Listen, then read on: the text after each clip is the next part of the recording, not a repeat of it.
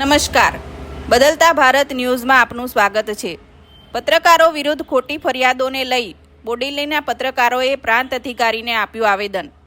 દેશના લોકશાહીના ચોથા સ્તંભ ગણાતા પત્રકારો સમાજહિતમાં અવિરત કાર્યરત રહે છે। તેઓ તથ્યોને જન સમક્ષ મૂકી જનજાગૃતિ ફેલાવે છે। તેમ છતાં છેલ્લા કેટલાક સમયથી પત્રકાર મિત્રો વિરુદ્ધ ખોટી અને આધારહીન ફરિયાદો નોંધાઈ રહી હોવાનું સામે આવ્યું છે। આ અંગે બોડેલી પ્રેસ ક્લબ દ્વારા પ્રાંત અધિકારીને આવેદન આપી યોગ્ય ન્યાયની માંગ કરવામાં આવી છે તથા પત્રકારો પર કરવામાં આવેલી ખોટી ફરિયાદો દૂર કરવા સરકારને રજૂઆત કરવામાં આવી છે।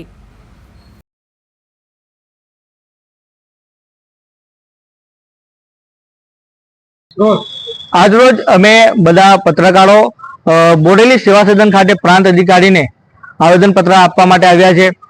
હું નૈનેશ તરવી, હું કલેડિયા ગામે જે ભૂમાફિયાઓ દ્વારા માટી ખનન કરીને એક ખાનગી જગ્યામાં નાખવામાં આવતી હતી તેને હું ઉજાગર કરી હતી। વર્ડ ટુડે અખબારમાં એ અહેવાલ પ્રસારિત કરતા મારા પર ખોટી ફરિયાદ કરવામાં આવી છે તેને અમે સખત શબ્દોમાં વખોડી કાઢી।